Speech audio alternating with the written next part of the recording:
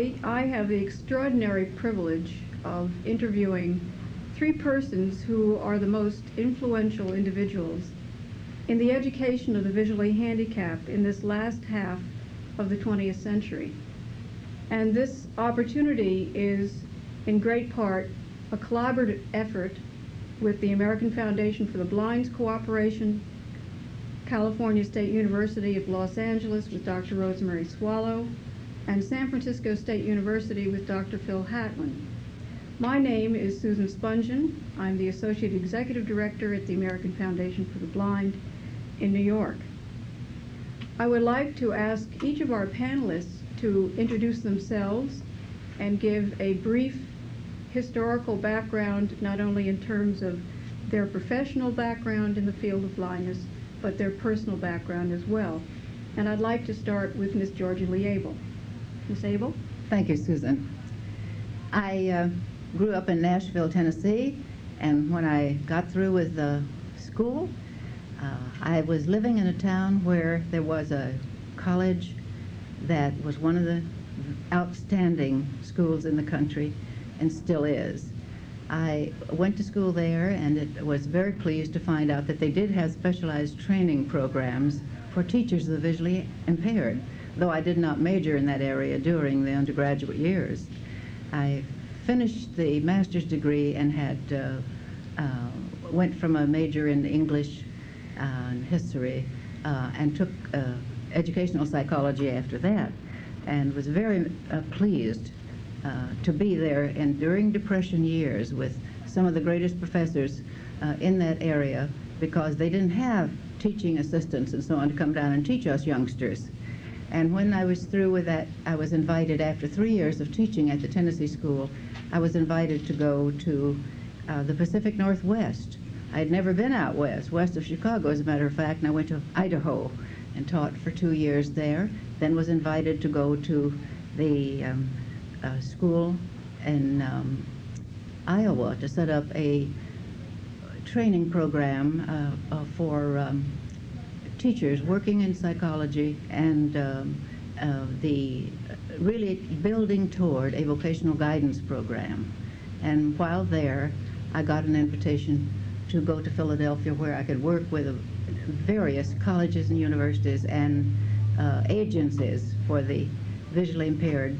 And that's where I got to know Miss Taylor better, though I had met her previously. And that was a very exciting experience because I had not worked with adults before. And while there, I received an invitation to come to the foundation and became their educational consultant. It was kind of exciting later to have one of my students here, one of our students here, Susan Spungin, to go and start with the same profession, even though she got much further than I did. And at that point, I had an invitation to come out and be interviewed for a position at San Francisco State. I came out to this very building and worked with the teacher training program here for teachers of the visually handicapped. I feel that I learned so much more than I gave in all of these programs that I just can't seem to sum up all the things. I believe there will be a question later which will give me an opportunity to do that. So perhaps this would be enough to get this. Thank you, Miss Abel. Miss Taylor, could you give us the same kind of information? Yes, I was also a graduate of an undergraduate program during the Depression. In fact, it was deeper in the Depression.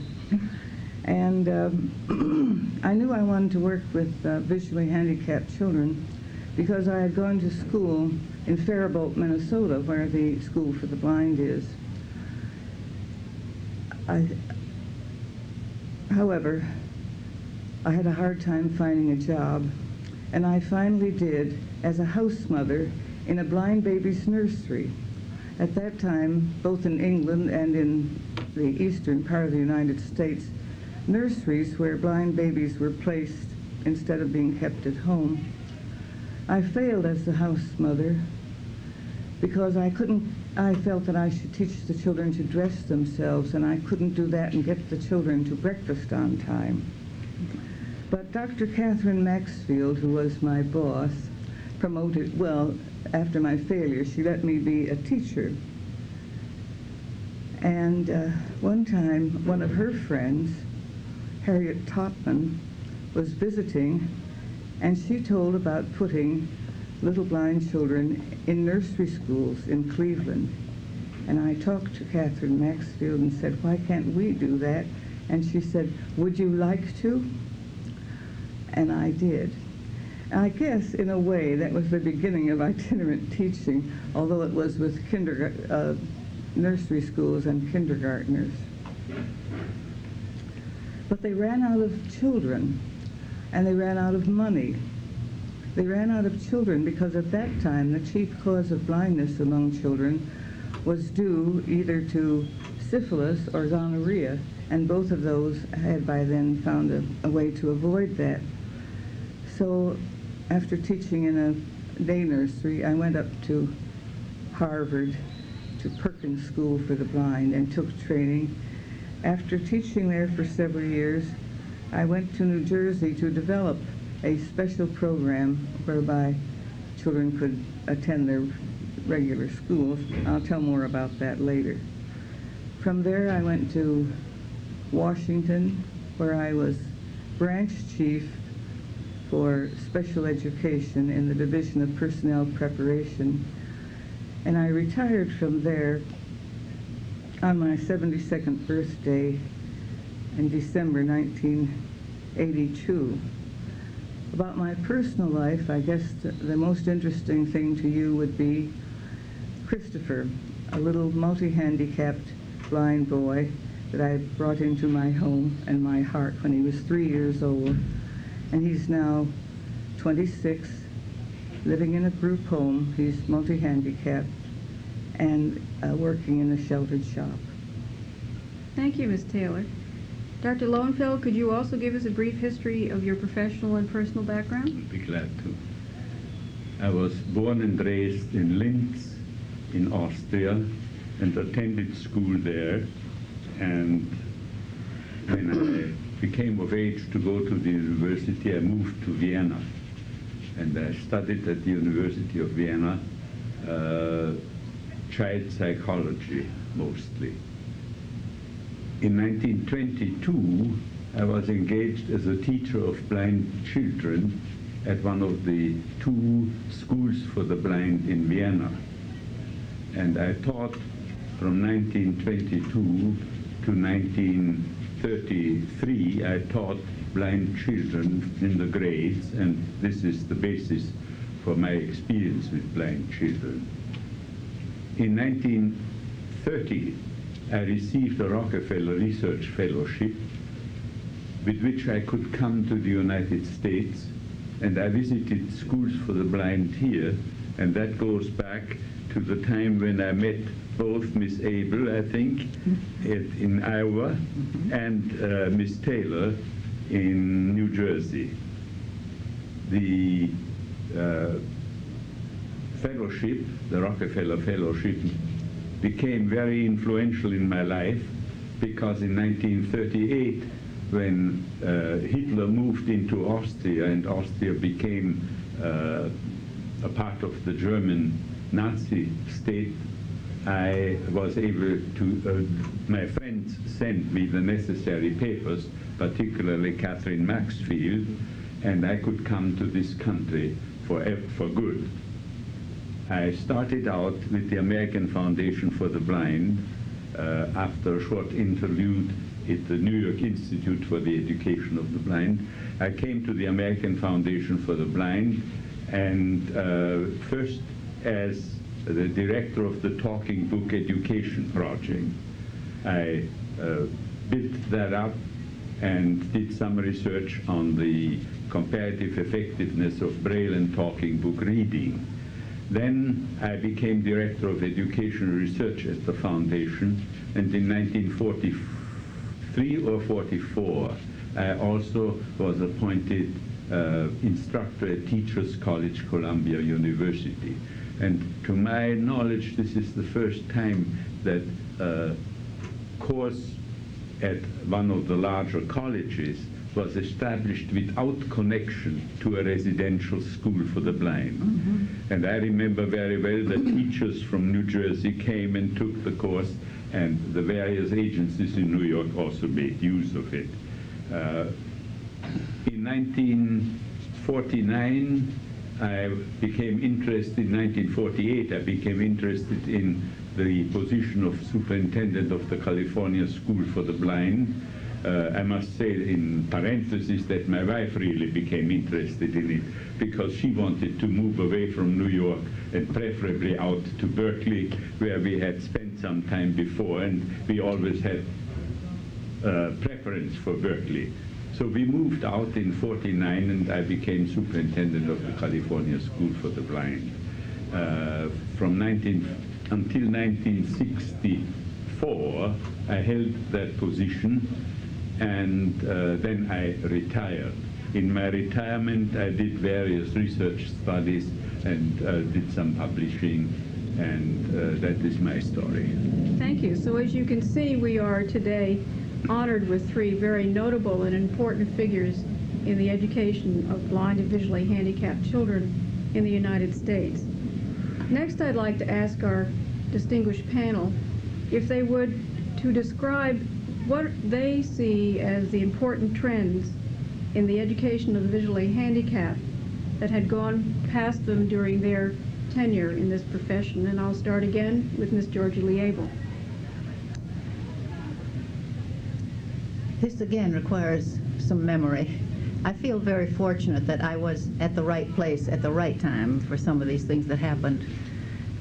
When I first went to the foundation, for example, I was privileged to go to the White House Conference on Children and Youth, and there met so many international experts that don't think I've ever been more stimulated than I was. Dr. Lowenfeld and I were working in the same work group at that conference too. But going to the foundation opened up so many things that were happening at that when I first went there. The retrolental children, the then called retrolental fibriplegic children. You see, I've been reading Foundations for the Education of Blind Children and Youth. This was a very exciting time because so many parents who had never known another blind children had these children and didn't know what to do with them. And so many teachers, social agencies, parents were literally knocking on our doors to find a place for these children to go to school. And so it was a very fast-moving time, and we were very active in working with parents groups, and running conferences in various sections of the country. So I think that was one of the things that excited me so much. I learned so much more from parents during that time, and many doctors who were anxious to do whatever they could. The ophthalmologist showed a great interest in what was going on. So I think that was the thing that was outstanding. I often think of that as the fabulous 50s, probably the most exciting 15 years that I knew in the area of education of the blind, because it really changed the population of children who were blind to the point where about half of the children in all the schools had blindness related to prematurity. And I think all of this was something that was a shock to everyone. At the residential schools, I would say that things that sound small, briefly, developing at Iowa a program for parent teachers in which we went out in the summers at the different homes of parents and had group meetings. We literally divided the state into 4 sections and went out and had meetings with them in the summer. Then in the fall would have a teachers meeting at the school where the parents came back to us, and we stimulated a great deal of relationship there. And Braille correspondence course for parents, which we offered at the time the child was learning it in the 1st grade primarily. And that was a very exciting thing. And the third thing was the organizing the house parents group. And at about that time, they had their, in the AAIB it was then, organization, they had their first group meetings in where the parents, the counselors we have here in California, and the parents at that meeting, at those own sectional meetings, just like the different teachers had. And it was the most exciting work I think I had done in residential schools. I think coming, I just give you an example of some of them, coming to California, I feel the work we did, and I knew that this is something we wanted to do when we came out here, was working with the State Department of Education and our own Department of Special Education, and Dr. Leo Kane was in that department, head of the department when I came out here, to establish an orientation and mobility program. And we had the first program in orientation and mobility, which was geared to the needs of children, the first one. The others, children as opposed to the, adults from the yes, from the the war. rehabilitation programs. Right. I think those would serve as an example of each. Great, thank you, Ms. Abel. Ms. Taylor, can you give us some sense of where you see the important trends have been in the education of blind and low vision children during your Yes, and that gives me career? a chance to mention that I taught at Perkins, which I would hate to have. I seem to have skipped over it before. I left Perkins to go to New Jersey to establish an individualized program whereby the choice of placement of a visually handicapped child was analyzed by a team, including the parents, and the child was placed in that facility that seemed to best fit his needs, or if there wasn't one, to develop one, which we occasionally had to do. But this individualizing the education of visually handicapped children, which is now required by federal law, I think has been one of the big trends that has changed the educational programs. This has also meant, the federal law and times, customs, that all children, no matter how severe their other handicaps were, had a right to an education suitable for them. What happened during this period was that more multi-handicapped children were placed in public school programs than ever had been before. And of course, many more merely visually handicapped children.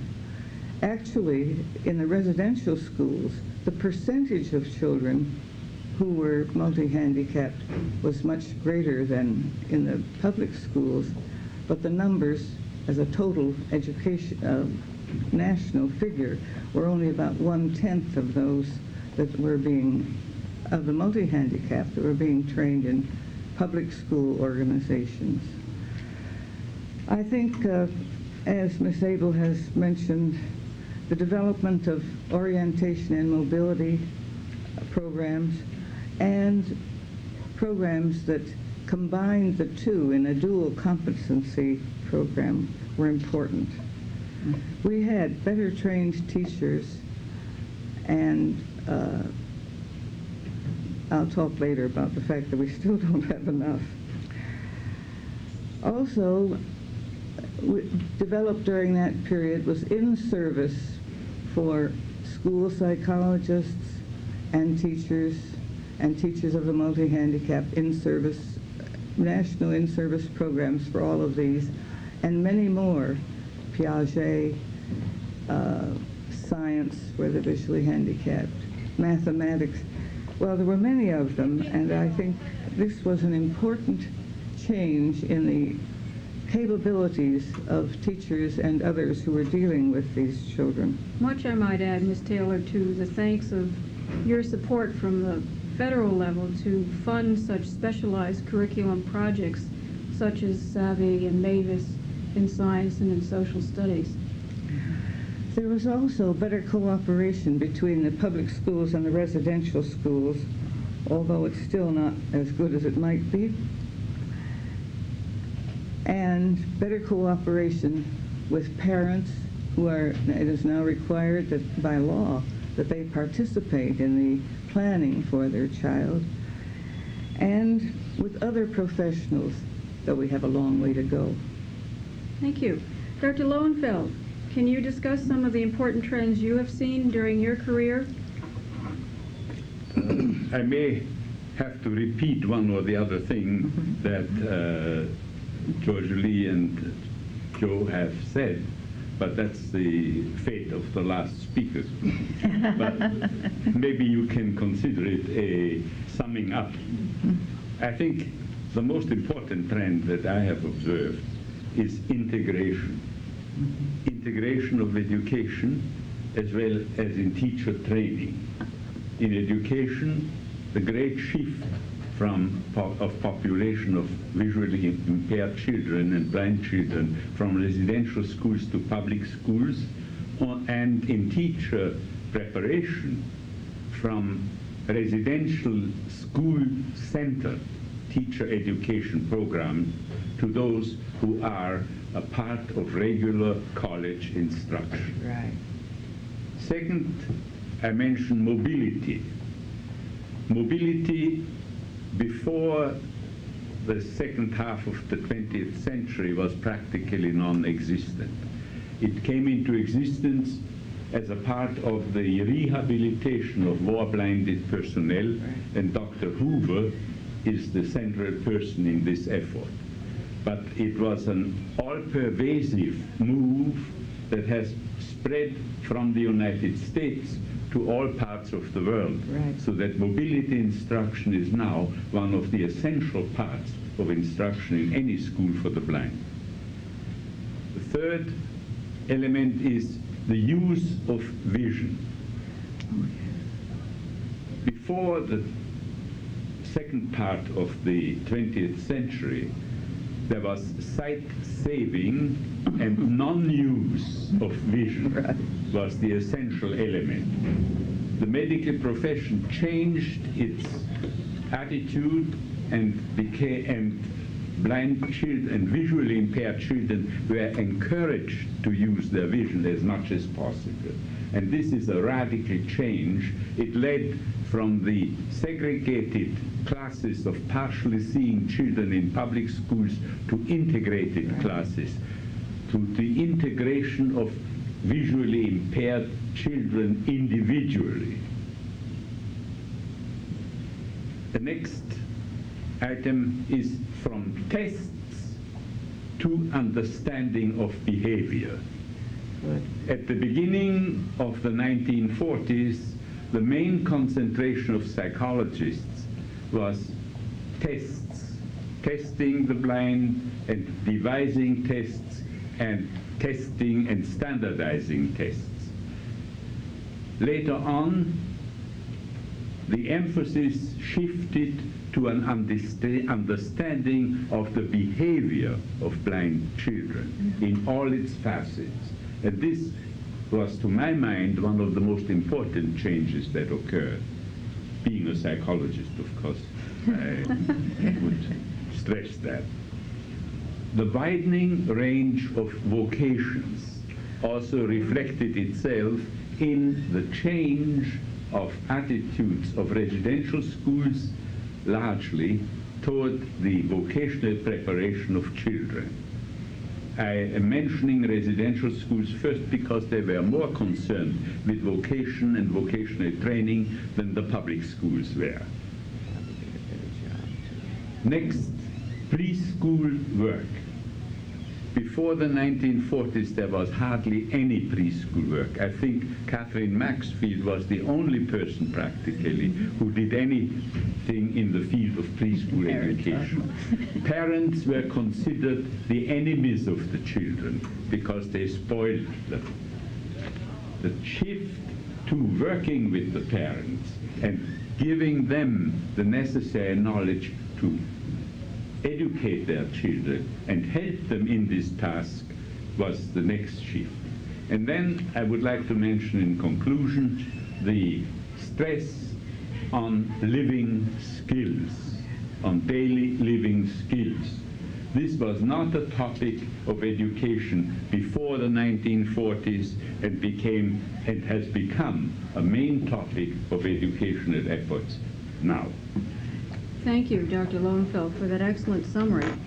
And I would certainly think the issue of living skills has tremendous importance today, especially as we see the growing numbers of our multi-handicapped, visually impaired and blind children, in many cases due directly to the rubella epidemic, and at the present mostly due mainly to the many medical advances that we have made. I'd like to ask next where you see our profession today and where you see the profession of work and education of blind and visually handicapped children, perhaps moving into the future? And let me start again with Ms. Georgie Lee Abel. That's a tough one. I would like to just say that when you've been retired for about 10 years, you kind of don't feel very good at this sort of thing. My source of reference is what reading I have done and the former excellent students who are now career people who get in touch with me. But I feel, as I look at things today, we have the best trained teachers we've ever had. You're much better trained than we were when we were functioning. We have the best literature we've ever had. Every now and then I'm reminded of it, just looking through bibliographies. I think that you should be congratulated on that, and hopefully you're using it.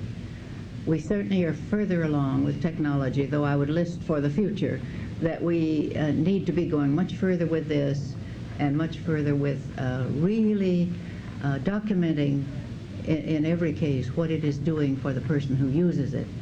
And it seems to me that we spent so much time on television and other things like that showing the hacker and all the rest of them what they can do with it, that we need to be showing its relationship to the curriculum and what it does for children. It's hard for me to separate these in two categories, perhaps. I certainly do feel that we have by and large, much better schools and a much greater effort to plan specialized programs for multiply impaired children. Not enough because it's a huge number.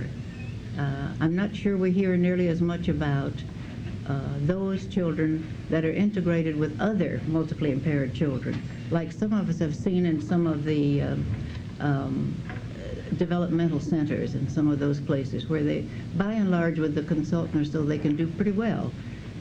And I think we have a much happier place to go with this. And I think with teachers going into this work, we always found here, and I think Phil Hatlin would back me up in this, that the teachers who went over to the School for the Blind here in Berkeley and worked with multiply handicapped youngsters and came to us wanting to teach really did a wonderful job, because they knew the variety and scope of the types of handicapped children or blind children and visually impaired children they might meet in their school. They weren't just looking for the child who could make them look good through their success.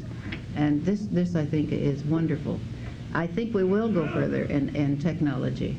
I am worried about where we will be going with respect to what it's all going to cost.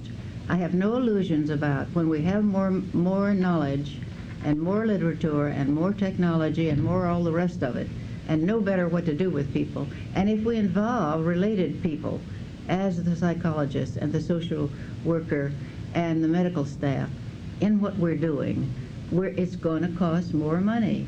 But I think we're going to have to become advocates, and we're going to have to defend it, and we're going to have to do it courageously. If this weren't on television, I would tell you a classic example we have here, which is our director, our superintendent taking on our governor. It doesn't matter who the governor is or who the superintendent is. Just will not stop by saying, we need this, we're going to have this. And I think the lay people are getting interested, and the parents and everyone. It's fascinating to watch it. And also the consumer involvement, too, I think. Yes. We've finally come to realize the importance He has big groups of those people. involving the visually impaired and blind person in the whole process. Yes. Has become extraordinarily significant for now and in the future. Ms. Taylor, can you talk about where you see our profession today and where you predict it may go in the future?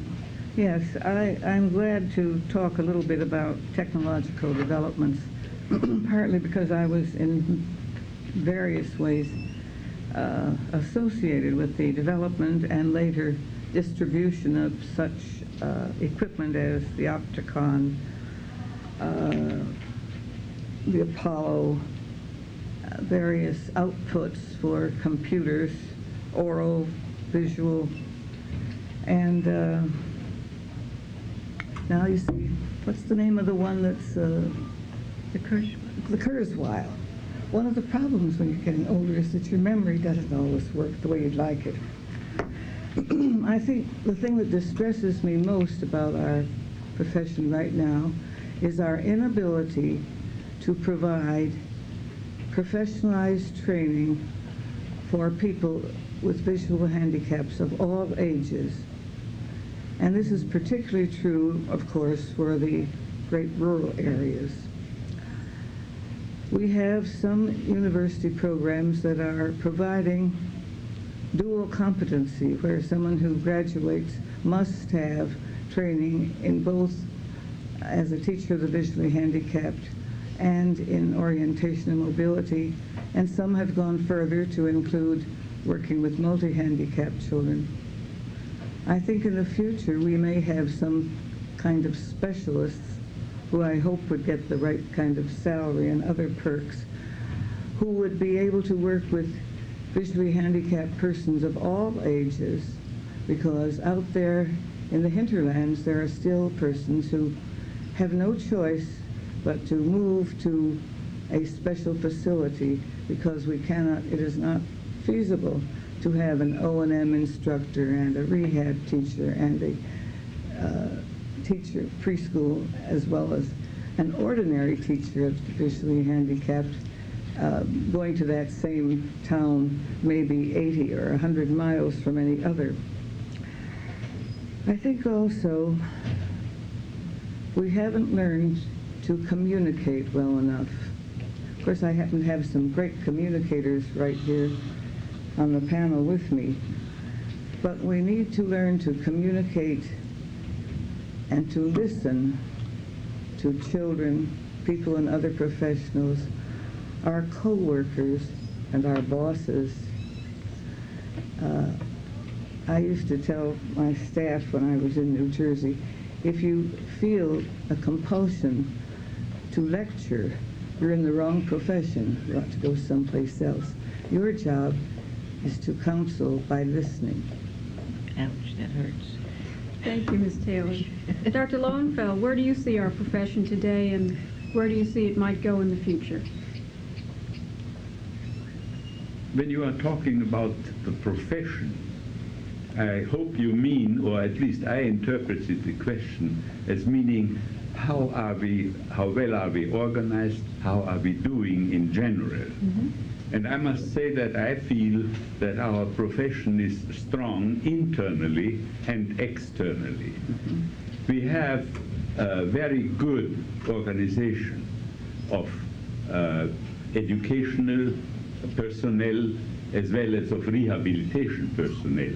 And although it is a young organization that has come into existence by a combination of the two different ones, educational and rehabilitation-oriented organizations, it has made a strong beginning, and it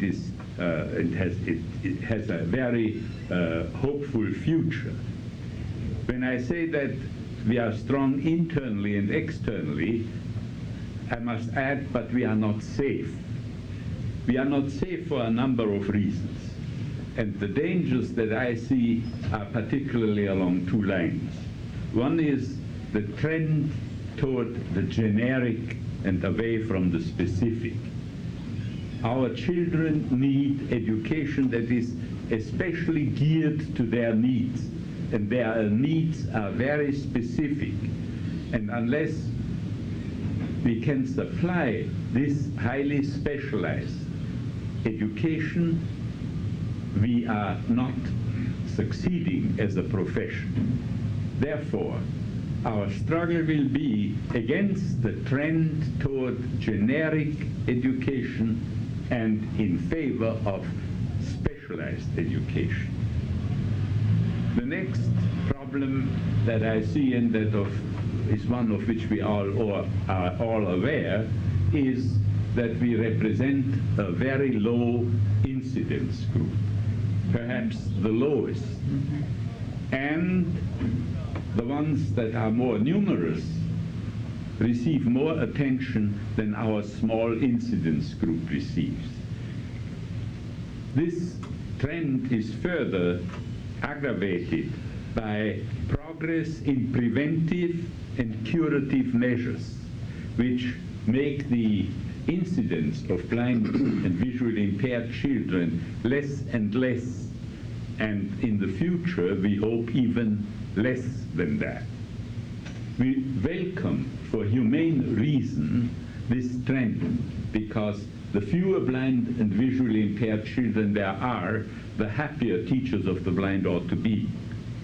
But from a professional point of view, it is an inherent danger for our profession and its standings. And therefore, I think we ought to be careful in dismantling programs before we are sure that they are not really needed. Thank you, Dr. Lowenfeld. I think those comments are all very reflective of especially where some of the pitfalls, if you will, may occur in the future. And I was especially interested in Dr. Lowenfeld's comment regarding the generic versus categorical problems as being seen by some as being economically efficient to move towards a generic model, when I think we have enough rich history, even sitting at this table, to know that really a categorical approach is needed for the very specific needs of our visually handicapped and blind population of children. I forgot that was on my list too, because we were here when they were telling us it's cheaper and everything else, and I said that you're not going to gain anything by this. You're going to lose children, and we do lose them in our system. Thank you. I have another point that I'd like to make, if I may. And that is, I believe it would be ideal if the teachers had an undergraduate training in generic and then a graduate program specifically to the visual handicap, because I think they should have a broad background when entering this specialized training. I agree. We do have this here.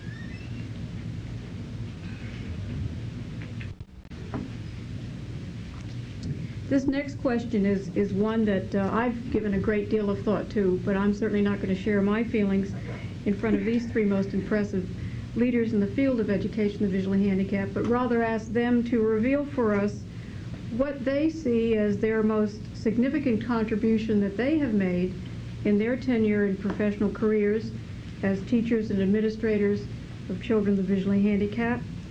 And secondly, what do they see as their greatest disappointment? So let's first start with Miss Abel. That's difficult. It makes you feel so immodest to even think you did something that important, you know.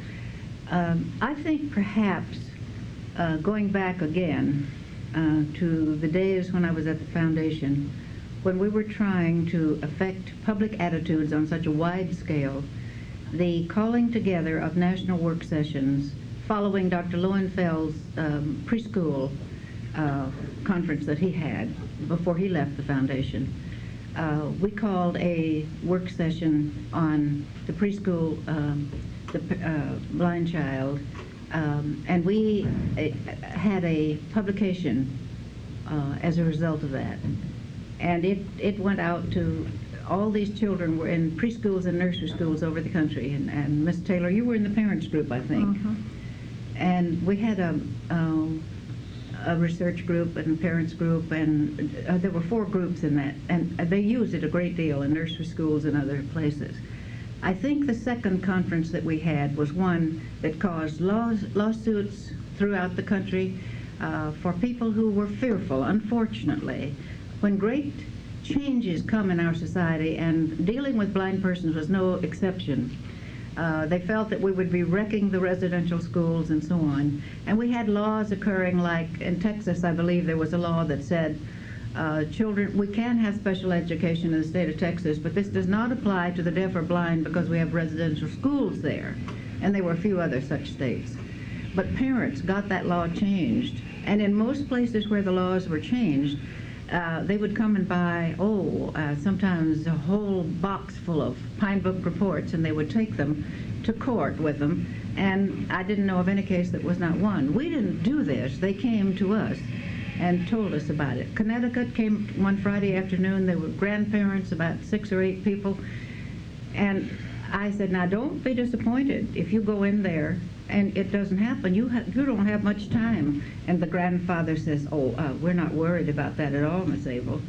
And of course, he already had the promise of some of the leading legislatures. I couldn't think that through myself until he was gone. But they got the law changed in every case.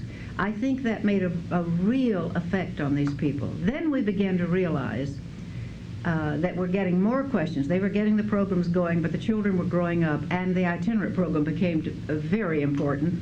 And then we always were stealing from New Jersey ideas and staff, and we had a conference on the itinerant. There are many people who keep saying, why don't they reprint those if they're out of print? Right. Because they had such an effect in the foundation. So, Susan, you may take that back. I hear you, Miss Abel. The Pine Book Report and concerning the education of the blind child. I think Right. are the two pieces of literature that They really had an referred to. impact, I think, socially and getting some things done, because these parents were trying very hard.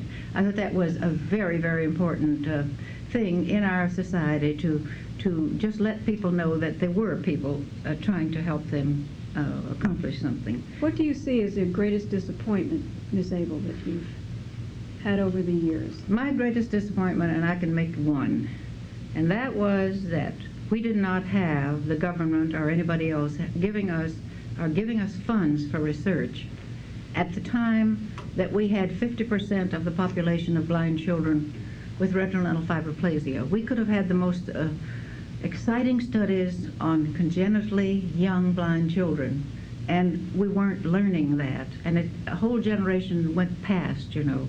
Would have been just marvelous. So many times as I would attempt to teach reading to a congenitally blind child when I was young, and many times I've thought back to that time, and I think it would have been just a marvelous experience. I used to think it would be so wonderful.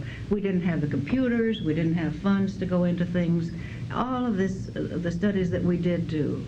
I think we were slow getting enough psychological services into our schools during the years that we had all these children to study. I think we were slow getting our states, but it was great when it did come, getting the partially seeing and the blind program that we had so separate, getting it. Dr. Lowenfeld beautifully brought it out in his summary, so that you could look at all visually impaired and blind children. And another one is, and I'll drop this one with you and forget it, I do think that the definitions themselves still need a lot of changes. I could tell you funny stories about how I tried to get the original reference on the definition of blindness. And it was really fun because the publishers didn't want to be held responsible for it. I know why. Okay. Thank you. Ms. Taylor, can you give us a sense of where you see your greatest contribution in the field and also your greatest disappointment? I think, well, I have no question about it. I believe that my greatest contributions were two. One was the part I played in developing what I still consider an ideal program for visually handicapped children and youth, which I did during the 25 years I was in New Jersey. Hear, hear. This had an individualized approach, as I've mentioned before, and it included always the parents as playing the major role. This was not always easy, but eventually we worked out a kind of compromise so that we found out what would be best for that child. And we had the understanding that if the child was moved from one program to another, as I wrote in your book on the preschool 40 years ago, it should not be considered a failure of that facility, but rather changes in the child, the school, the home situation, so that we had a flexibility to move the child when it seemed appropriate. This included also parents groups that met, not headed by members of our staff, but by persons who were specialists in group counseling, who didn't know anything about the blind, but were able to draw the parents out to talk about what were their concerns. We deliberately had it this way because we thought, and it turned to be true, that many of the concerns they had were the poor services they were getting from the agency that was supposed to be supplying them.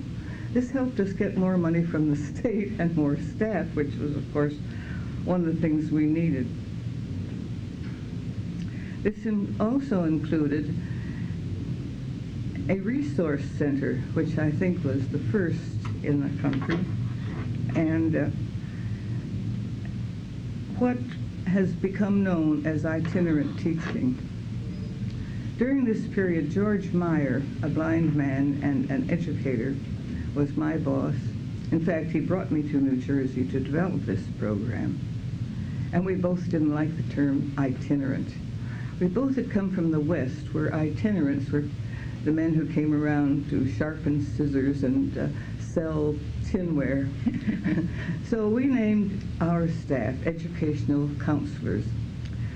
And it really was very appropriate because they were working with children and youth of all ages and with various degrees of visual problems.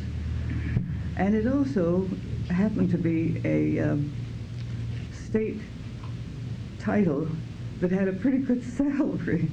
So we started that, and I believe they still use it, although some of them think of themselves as itinerant teachers, which of course is impossible if you have a caseload of 20 or 30.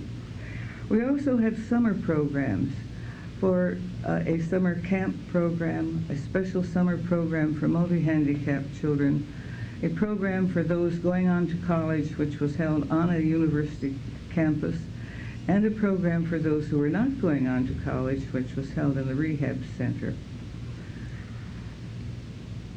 My disappointment regarding that program has since been improved upon, in that they now get federal monies with which they can do it, and that was that we did not give enough attention to physical education, shop, home economics, and so forth for the children who were alone in their neighborhood school. Since then, the agency has specialists who go around to help the teachers of those programs to better understand what can be done. I think my other contribution was my role as an advocate at the United States Department of Education, where I was a branch chief for special education in the Division of Personnel Preparation, but in my heart, and on paper also, was the specialist in the visually handicapped. I think through that advocacy, I guess everything that I was thinking to say has already been said regarding the development of research programs and the dissemination of the results of these programs, the increase in the number of programs offering doctoral training, and the increase in the number of programs throughout the country. I think everybody else has said anything I'd like to say on that subject. Dr. Lowenfeld, can you address those 2 points of where you see your greatest achievements and your greatest disappointment? You know, when I read this question, I thought it was really a very difficult question and kind of a dilemma, because you don't want to praise yourself and whatever you have achieved, and on the other hand, you want to be objective too.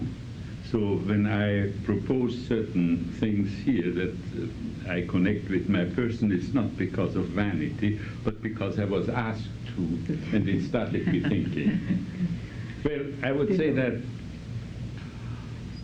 I have supplied literature that is necessary for the integration and for the understanding of blind children, adolescents, and adults. And that's probably my real contribution to the field.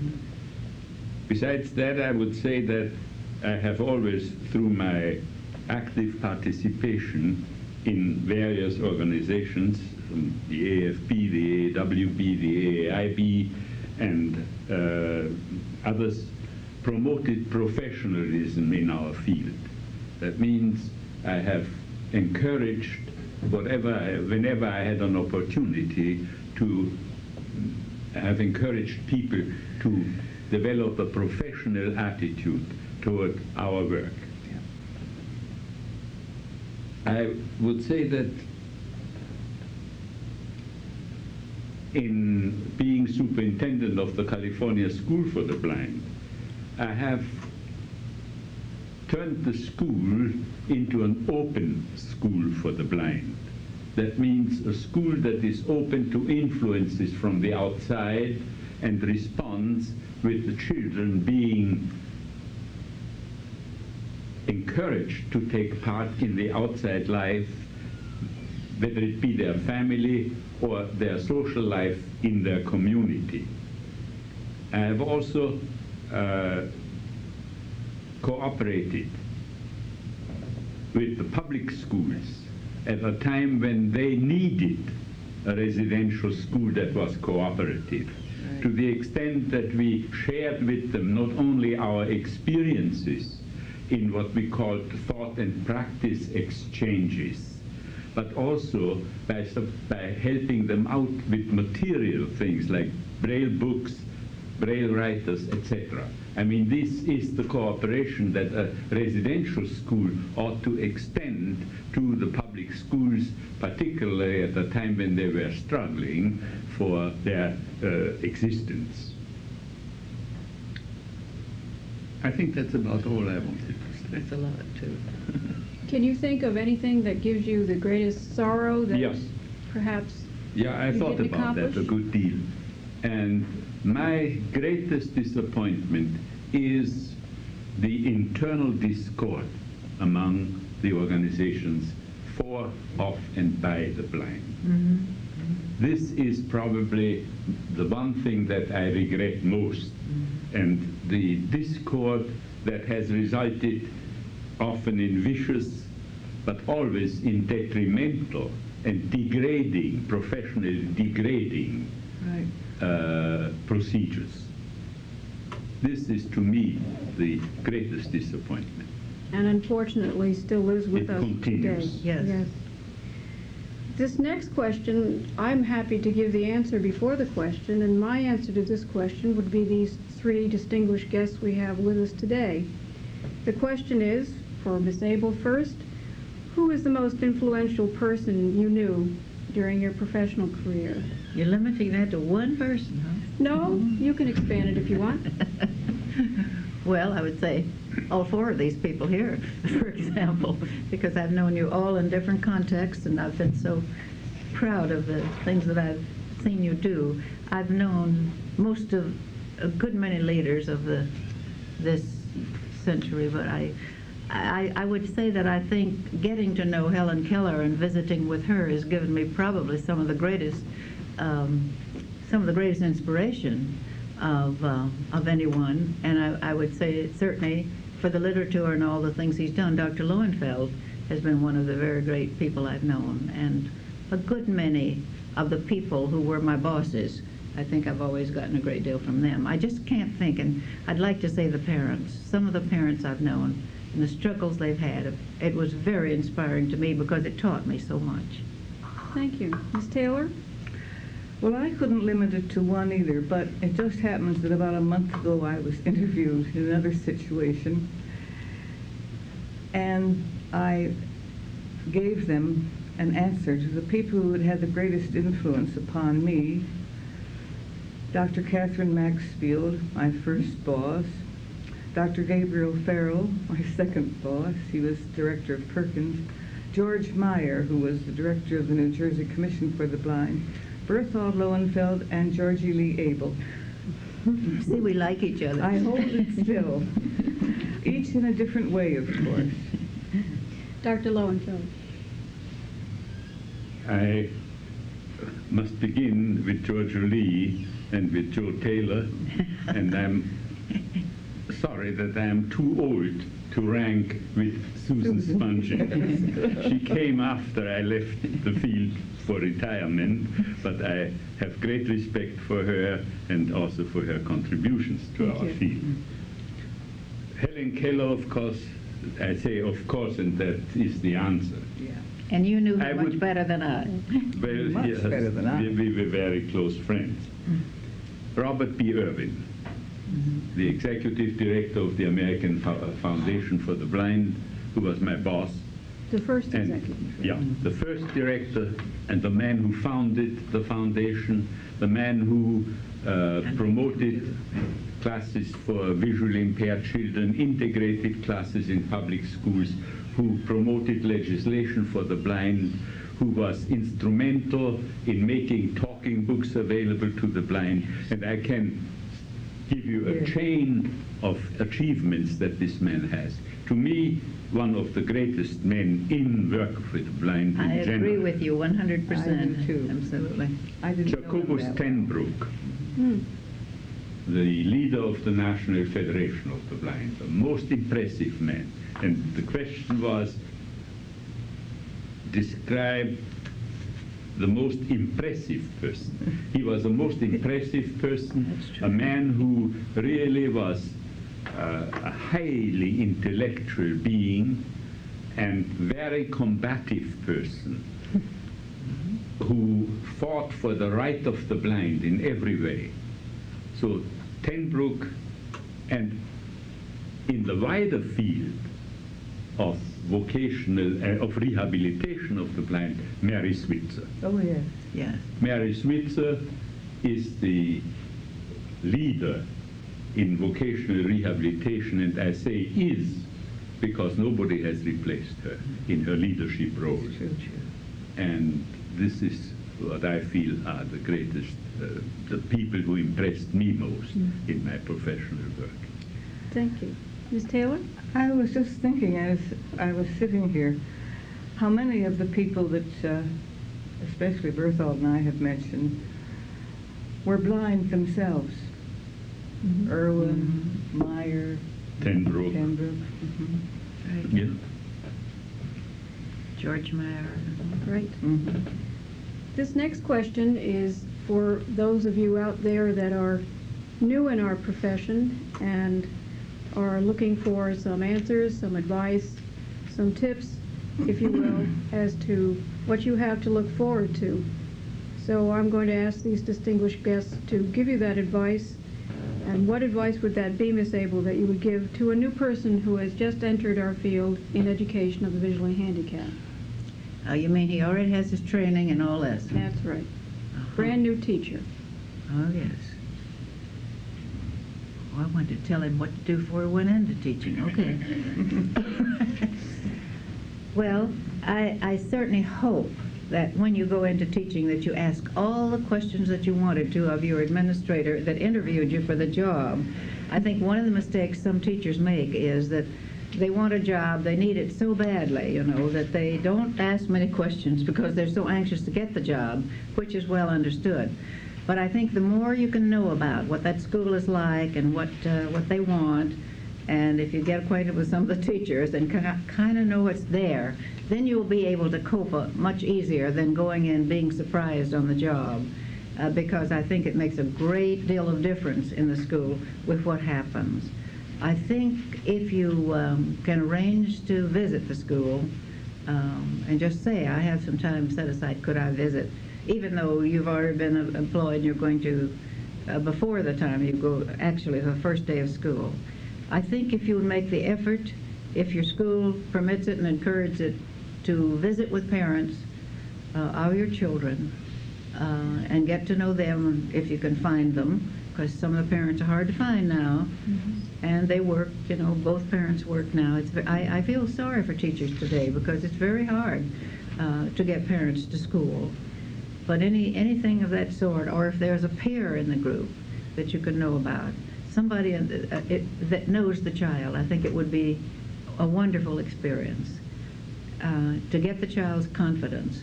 And I would say to enjoy every day that that child comes in the room, because we've known far too many blind children that go home and from 3 o'clock on probably are by themselves at home. Quite a few children are. And if they can have a joyous time learning and realizing how much fun it is to learn, you've given them something that will last them the rest of the day and the evening too, and give them something to do when they go home that will be pleasant for them. I think you will give them a great deal. Also observe their work habits, because you can tell if a youngster is operating under pressure or strain in some way.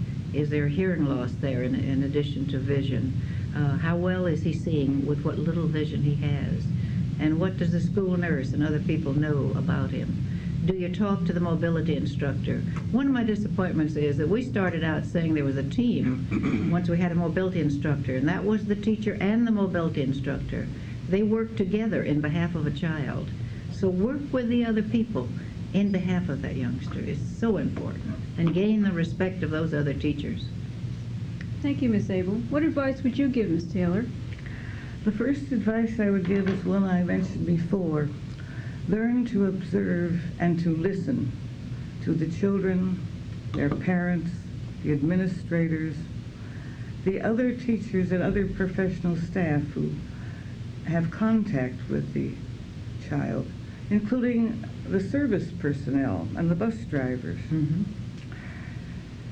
I also would urge the new teacher to continue reading the professional literature and to find ways to take in-service training so that you keep up with the most recent developments in the field. And a simple one, but it annoys me so when I see it, I'm going to mention it. To realize that teaching is not sitting at your desk while children read out loud from their books, and the slow ones are embarrassed and the older ones bored. Remember that teaching comes from you, and the other is a lazy man's job. Thanks, Miss Taylor. Dr. Lowenfeld, what advice would you give? Well, I would say accept and use what you can learn from research and qualified experiences of others. But sustain your enthusiasm and your commitment and search for new and better solutions. Oh, that's good. That's for me in a nutshell. Beautifully put.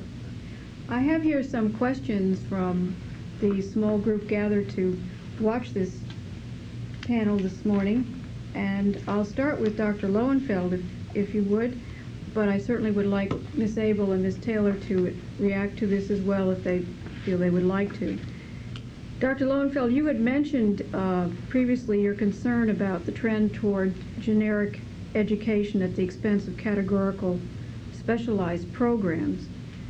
Why do you feel, or what do you feel are the reasons for this movement, and what approaches do you recommend the field to take to counteract this movement? You mean why the trend exists at Yes. all toward the generic rather than categorical? Because the trend is toward serving larger groups. And once you talk in special education about larger groups, you lump together certain groups. Now, the deaf have sustained their identity as a group that needs special training. But all the rest of them are covered now with a variety of names, the retarded ones, learning disabilities, and so on, dyslexic. All these are lumped together in one group.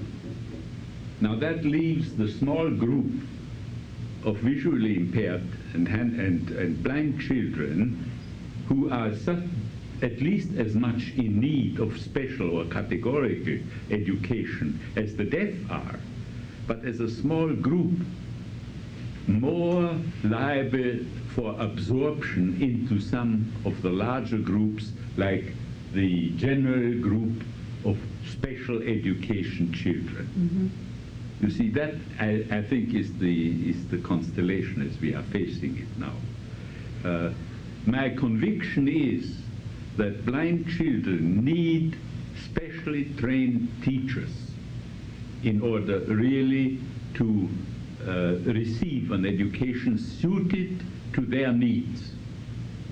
And this is what we are trying to do.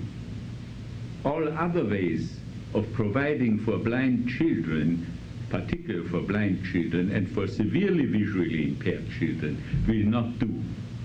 For the border group of partially seeing children, it may be possible to serve in a more categorical way, but not for the blind and the severely visually impaired.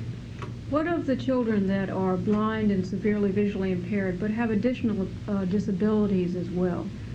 How does our field, or how should our field, respond to the needs of these children from a categorical perspective or a disability-specific perspective, or Well, from a more generic? I think mostly from a categorical point of view. We should say that we should see to it that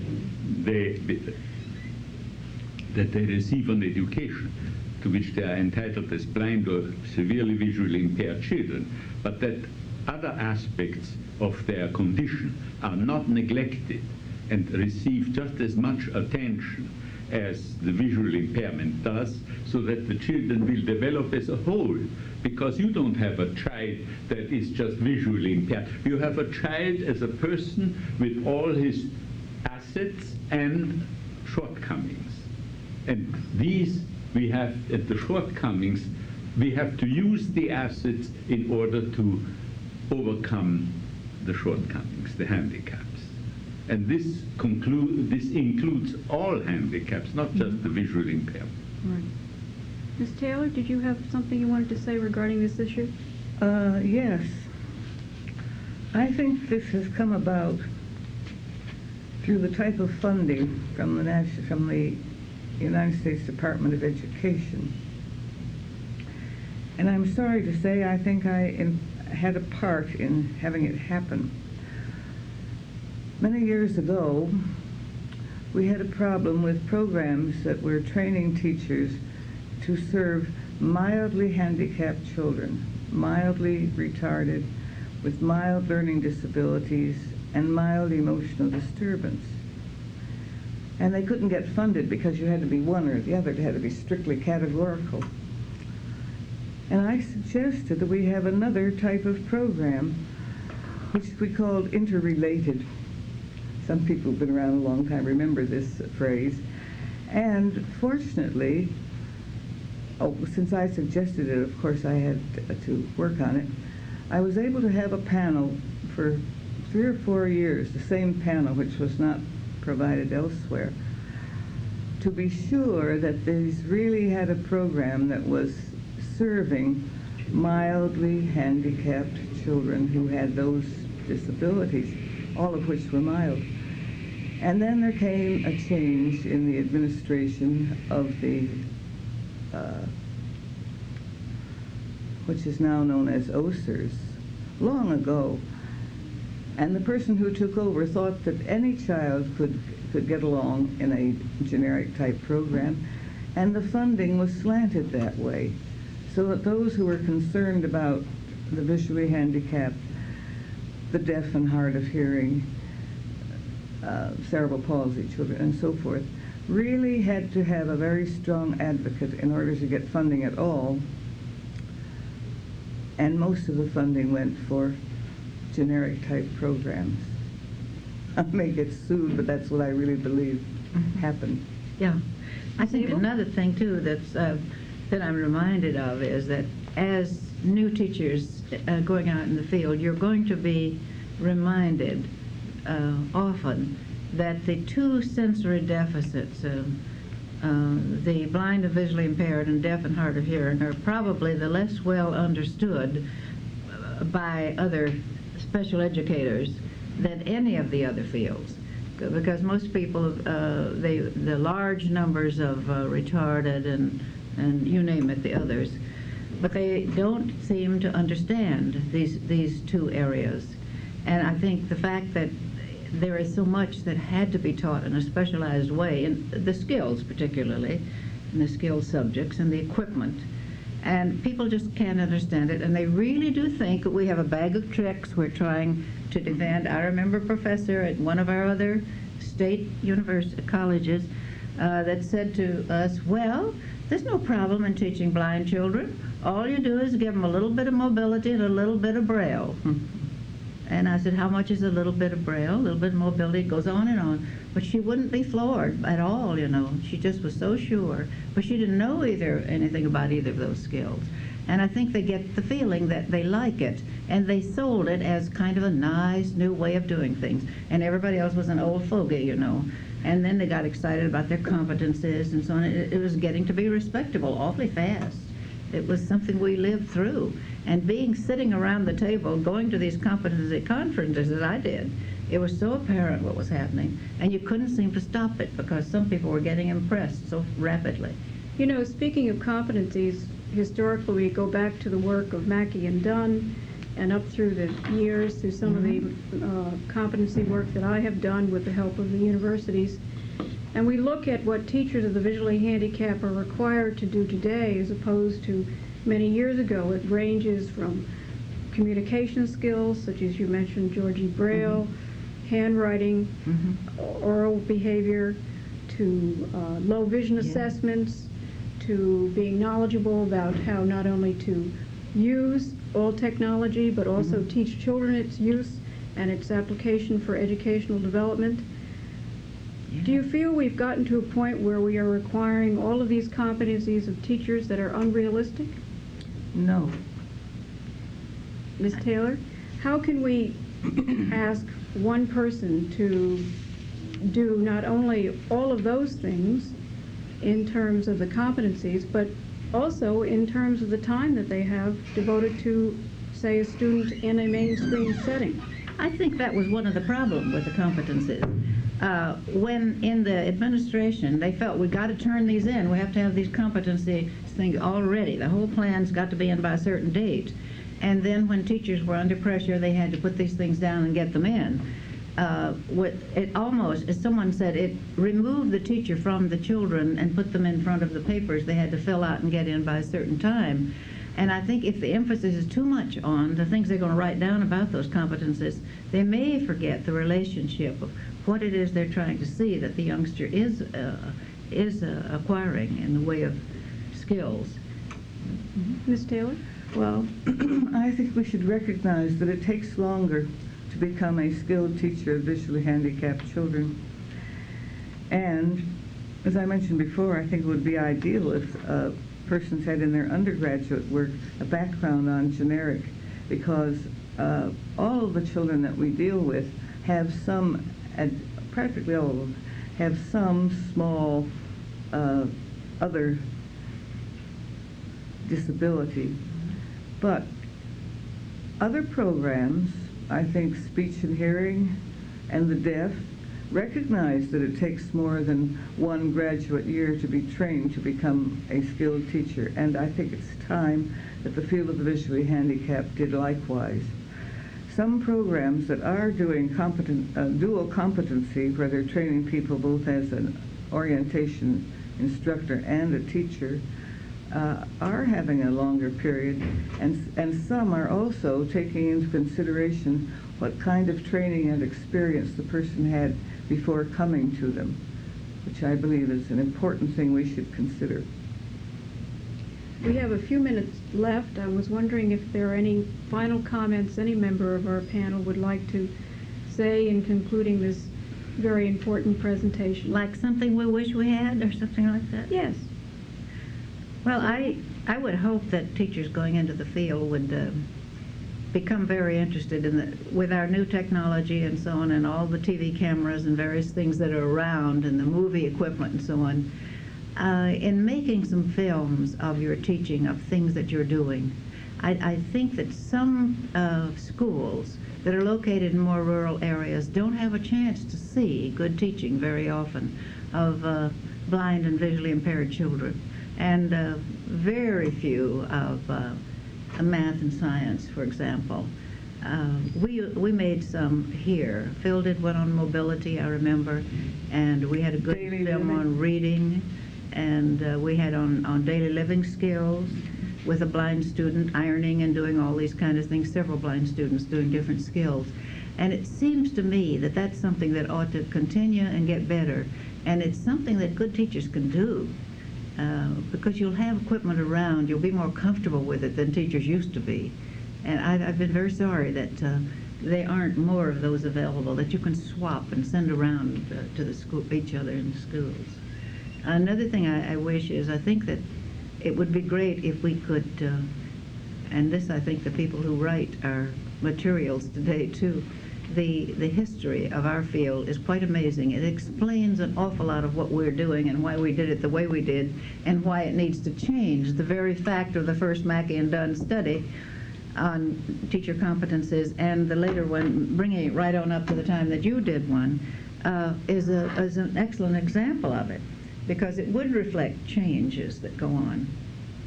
Thank you. Ms. Taylor. I have a dream that someday we will have regional and maybe state and national resource centers to which an individual visually handicapped person can get on his computer and get the information he wants on any subject. Mm-hmm. Now, right now, the members of the United States Congress can do that. They have this facility through the Library of Congress, but they have not such a facility for those who are unable to read ordinary print. And I think it is not too far in the future that a child at home or at his desk in his classroom can just get on his little computer and send out to either the state or the American Printing House or the Library of Congress and have come back to him and come out in Braille or large print or oral output what he needs to know for whatever he's studying at that moment. I hope I live to see the day it happens. Mm-hmm. Dr. Lowenfeld.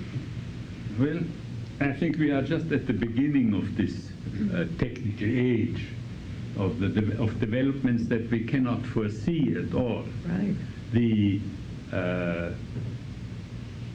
In this beginning of this stage, we must have confidence that human beings will be able to cope with them. And we have confirmation in that confidence in various ways. Now, for me, one confirmation was that I saw recently the 4-year-old son of a good friend of mine handling a computer. Mm-hmm. 4 years old. Yeah. I can't do it, but he can do it, and he did very well with it. Uh-huh. So I think with the increasing demands that are made on competencies, not only on teaching competencies, or on competencies of teachers, but on competencies in general. With the increasing demands on these competencies, we also, as a human race, will develop ways to cope with it. Mm-hmm. Mm-hmm. And this has been shown in the past in various ways. So my look into the future is an optimistic one. Yes. I feel that as these competencies, as more and more technical advances are made, we will become better able to cope with them. And we will start earlier to cope with them and come to a mastery of the competencies that are needed for our lives individually, not with all of them that might be available to mankind, but with those that we need. We all have our limitations, and within these limitations, we develop our competencies. I'd like to take this opportunity on behalf of the American Foundation for the Blind, California State University of Los Angeles, and of course San Francisco State University, to thank our 3 panelists for allowing our viewers to hear a history book of the education of visually handicapped children in this country come to life. I'd like to thank Ms. Georgie Abel, Ms. Josephine L. Taylor, and Dr. Berthold Lowenfeld for allowing us the pleasure of their past and also allowing me to be a little bit a part of it.